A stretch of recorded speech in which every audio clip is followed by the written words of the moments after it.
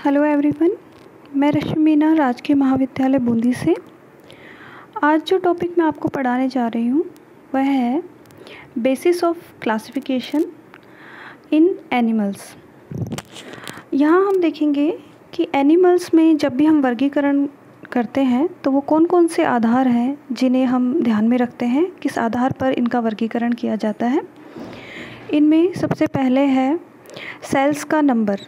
जो सबसे पहला आधार जो हम पढ़ेंगे वो है सेल्स का नंबर कितना है। तो जैसे प्रोटोजोआ है, इसमें जो जीव होते हैं वो सिंगल सेलुलर होते हैं। दूसरी तरफ मेटाजोआ होते हैं मल्टी सेलुलर। मेटाजोआ में हम पोरीफेरा से लेकर कोडेट्स तक आने वाले सभी एनिमल्स को रखते हैं, जैसे Porifera, Coelenterata, Annelida, Mollusca, Arthropoda, Echinodermata, Chordata. ये सब मल्टी सेलुलर ऑर्गेनिज्म हैं। इसके अंदर जितने भी जीव आते हैं ये सब बहुकोशिकीय होते हैं। सेकंड जो क्लासिफिकेशन का आधार होता है वह है स्ट्रक्चरल ऑर्गेनाइजेशन, कि जो जीव हैं उनमें जो बॉडी लेवल ऑफ ऑर्गेनाइजेशन किस तरह का होता है। इसको हम 3 भागों में बांट सकते हैं, एग्नेथोजोआ, पैराजोआ और यूमेटोजोआ। एग्नेथोजोआ में जितने भी एसेलुलर या कहें अकोशिकीय जीव हैं उन्हें हम एग्नेथोजोआ में रखते हैं, और पैराजोआ में हम सभी कोशिकीय जीवों को रखते हैं। और नेक्स्ट है यूमेटोजोआ। यहाँ पे जो बॉडी लेवल ऑफ ऑर्गेनाइजेशन होता है वो टिश्यू ऑर्गन ग्रेड लेवल का होता है। इसमें जितने भी पोरीफेरा के बाद में जितने भी फाइलम हैं वो सब इसके अंदर रखे जाते हैं। इसको हम इस तरह भी समझ सकते हैं कि जो बॉडी स्ट्रक्चर होता है, जैसे प्रोटोजोआ की अगर हम बात करें तो सबसे लोअर लेवल है क्लासिफिकेशन में हम देखते हैं एनिमल्स जो सबसे लोअर लेवल पे होते हैं। इनमें प्रोटोप्लाज्मिक टाइप का जो बॉडी ऑर्गेनाइजेशन होता है, मतलब जितने भी कार्य जो एक ऑर्गेनिज्म को जीवित रहने के लिए चाहिए होते हैं वो सारे फंक्शन सिर्फ एक कोशिका के अंदर होते हैं। ये एक कोशिकीय जीव होते हैं, तो इनमें प्रोटोप्लाज्मिक टाइप का ऑर्गेनाइजेशन मिलता है। नेक्स्ट है पोरीफेरा। पोरीफेरा में सेलुलर लेवल का ऑर्गेनाइजेशन मिलता है। यहाँ पे कोशिकाओं में हमको श्रम विभाजन देखने को मिलता है। कोशिकाएं अपना विशिष्ट कार्यों के लिए विभेदित होती हैं। नेक्स्ट होता है बॉडी लेवल ऑफ ऑर्गेनाइजेशन जिसका नाम है सेल टिश्यू ग्रेड टाइप। इसका एग्जांपल है सिलेंट्रेट्स। यहाँ पे अभी उत्तकों का निर्माण नहीं हुआ है, लेकिन जो कोशिकाएं हैं उनमें स्थायी विभेदीकरण हो चुका है।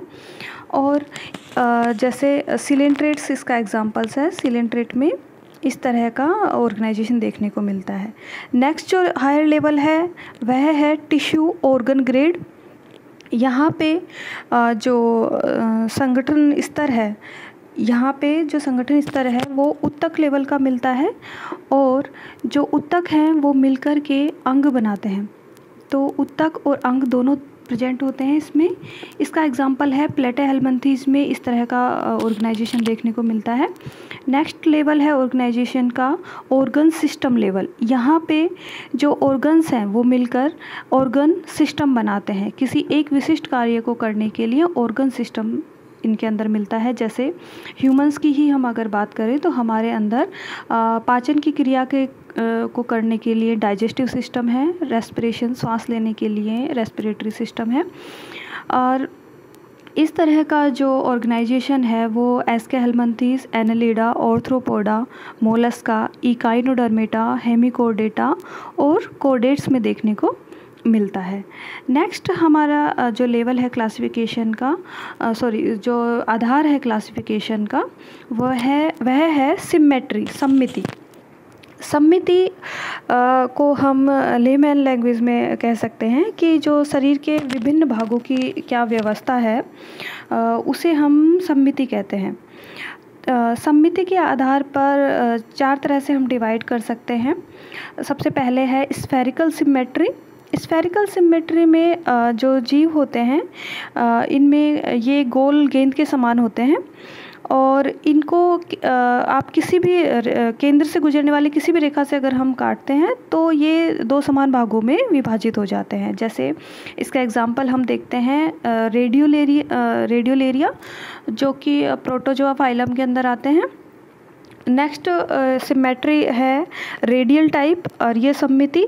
अर्य सममिति का मतलब है कि जब हम किसी जीव को केंद्र से होती हुई किसी एक खड़ी काट द्वारा हम जीव को दो समान भागों में बांट सकते हैं, लेकिन जो हमारे काटने का तरीका रहेगा वो रहेगा कि जो केंद्र से जानी चाहिए जो लाइन, तो 2 इक्वल पार्ट्स में जीव डिवाइड हो जाता है।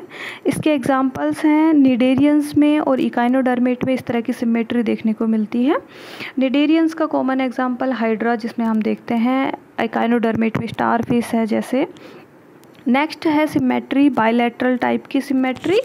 इसमें जब आप किसी जीव को किसी एक ही स्पेसिफिक प्लेन से कट करते हैं, ठीक है। रेडियल में क्या था कि हम जो सममिति है वो कुछ इस तरह की होती है कि जो केंद्र से जब आप लाइन जाती है तो यह लाइन एक से ज़्यादा हो सकती है और जो कि जीव को दो समान भागों में विभाजित करती है। लेकिन बायलैटरल सिमेट्री में हम देखते हैं कि सिर्फ कोई एक स्पेसिफिक प्लेन होगा जिससे जब हम जीव को कट करेंगे तो वह 2 इक्वल पार्ट्स में डिवाइड हो जाता है। कहने का मतलब ये है कि एक पार्ट में जितने भी जो ऑर्गन्स अवेलेबल हैं वो सेम ऑर्गन्स दूसरे पार्ट्स में भी अवेलेबल होंगे। तो इसके एग्जाम्पल्स हैं जैसे हेलमिंथेस, आर्थ्रोपोडा, एनेलिडा, मोलस्का, कॉर्डेटा और साथ ही साथ है कॉर्डेटा। नेक्स्ट है जो सममिति वो है एसिमेट्री। एसिमेट्री से को हिंदी में हम असममिति से भी जानते हैं। एसिमेट्री का मतलब है कि आप जो जीव है उसको किसी भी प्लेन से कट कीजिए कि वह 2 इक्वल पार्ट्स में डिवाइड नहीं होगा। जैसे अमीबा, स्पंज और पाइला में ये सारे एसिमेट्रिकल जीव होते हैं। नेक्स्ट जो 4th आधार है क्लासिफिकेशन का वह है सीलोम, जिसे देह गुहा भी कहते हैं। यह देह गुहा प्रेजेंट होती है बॉडी वॉल और एलिमेंट्री कैनाल के बीच में प्रेजेंट होती है और इसका जो ओरिजिन होता है वो मेसोडर्मल लेयर से होता है और यह जो गुहा होती है इसी गुहा के द्वारा यह आस्तृत भी रहती है, इसी से कवर्ड रहती है यह गुहा। इसके आधार पर सीलोम की उपस्थिति के आधार पर हम जीवों को 3 भागों में बांट सकते हैं, 3 प्रकार दे सकते हैं। जैसे सबसे पहले है एसिलोमेट। एसिलोमेट जिनमें की देह गुहा अनुपस्थित होती है। इसका एग्जाम्पल है जो प्लेटेहेलमिन्थेस फाइलम में जितने भी जीव आते हैं वो सारे के सारे एसिलोमेट होते हैं, अगुही प्रकार के होते हैं। दूसरा है हमारा पहले हम स्यूडोसीलोम को देख लेते हैं। दूसरा है स्यूडोसीलोम। यहाँ पे जो सीलोम है वह इसको हिंदी में कूटगुहिका भी कहते हैं स्यूडोसीलोम को, और जो कूटगुहिका है वह इस तरह से समझ सकते हैं देह भित्ति व आहर नाल के बीच की जो गुहा होती है वह मेसोडर्म द्वारा आश्रित नहीं होती है, ठीक है। यहाँ पे जो गुहा है वो मेसोडर्म के द्वारा आश्रित नहीं होगी और इसका जो कहें उद्गम होता है वो ब्लास्टोसिल से होता है, ठीक है। जो ट्रू सीलोमेट होती है उनका जो उद्गम है वो मेसोडर्मल लेयर से होता है जैसा कि मैंने पहले बताया, लेकिन स्यूडोसीलोम का जो उद्गम है वो होगा भ्रूण की जो ब्लास्टोसील होती है उससे इसका उद्गम होता है। नेक्स्ट है स्यूडोसीलोमेट का जो एग्जाम्पल है वो है एस्केहेलमिन्थेस। नेक्स्ट टाइप के जीव होते हैं सीलोमेट टाइप के, नाम से ही जैसा कि से पता चल रहा है कि इनमें जो ट्रू सीलोम क्या होती है प्रेजेंट होती है। अब इनके अराइजन के बेस पे हम इनको 2 पार्ट्स में 2 भागों में बांटते हैं। एक होता है साइजोसीलोमेट टाइप के जीव, दूसरे होते हैं एंटेरोसीलोमेट टाइप के जीव। जो साइजोसीलोमेट टाइप के जीव होते हैं इनमें देह गुहा का जो निर्माण होता है वो किससे होता है, मेसोडर्म के स्प्लिट से होता है। जब मेसोडर्म जो एम्ब्रियोनिक मेसोडर्म है इसमें जब विपाटन होता है तो इसका निर्माण होता है। इसके एग्जाम्पल हैं जैसे एनेलिडा, आर्थ्रोपोडा और मोलस्का। ये सारे के सारे इनमें जो देह गुहा होती है वो साइजोसीलोमेट टाइप की होती है। नेक्स्ट है एंटेरोसीलोमेट। एंटेरोसीलोमेट में जो देह गुहा का निर्माण होता है वह मीज़ोडर्म के जो पार्श्व से जो कहें हम जो बहिर्वलन निकलते हैं उनसे इसका निर्माण होता है। इसके जो एग्ज़ाम्पल हैं जिनमें ये पाया जाता है, इस तरह की जो सीलोम जिनके अंदर पाई जाती है वह है इकाइनोडर्मेट और कॉर्डेट्स। ये सारे के सारे जीव कैसे होते हैं? एंटेरोसीलोमेट टाइप के जीव होते हैं। नेक्स्ट जो हमारा क्लासिफिकेशन का आधार है वह है एम्ब्रियोजेनी, या हम जिसे हिंदी में कहते हैं भ्रूणीय परिवर्धन। भ्रूणीय परिवर्धन के आधार पर हम जीवों को दो भागों में बांट सकते हैं। पहला है प्रोटोस्टोम्स टाइप के और दूसरा है ड्यूटेरोस्टोम्स टाइप के।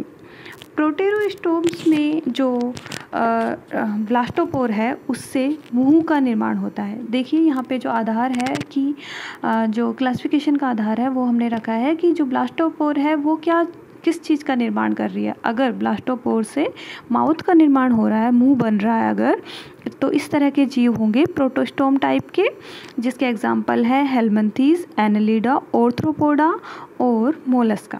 वहीं दूसरी तरफ है अगर ब्लास्टोपोर से एनल ओपनिंग का जो है डेवलपमेंट हो रहा है, अगर एनल ओपनिंग इसके द्वारा डेवलप्ड हो रही है ब्लास्टोपोर के द्वारा, तो इन्हीं इस तरह के जीवों को हम रखेंगे ड्यूटेरोस्टोम्स के अंदर। इसके एग्जांपल्स हैं जैसे इकाइनोडर्मेट फाइला, हेमिकोर्डेटा फाइला और कोर्डेटा फाइला। इन सब फाइलम्स को हम सब रखते हैं ड्यूटेरोस्टोम्स के अंदर। तो आज की जो क्लास थी इसमें हमने क्लासिफिकेशन के जो बेस थे, जो आधार थे, उनके बारे में देखा। तो ये आधार हैं, सबसे पहले हमने देखा सेल्स के नंबर के आधार पर हम जीवों को विभाजित कर सकते हैं। दूसरा उनके बॉडी लेवल ऑफ ऑर्गेनाइजेशन, उनके स्ट्रक्चरल ऑर्गेनाइजेशन के बेस पे। तीसरा इनकी सममिति या सिमेट्री के आधार पर। चौथा आधार देखा हमने देह गुहा के आधार पर हम डिवाइड कर सकते हैं। और पांचवा है भ्रूणीय परिवर्धन या एम्ब्रियोजोनी के आधार पर। धन्यवाद।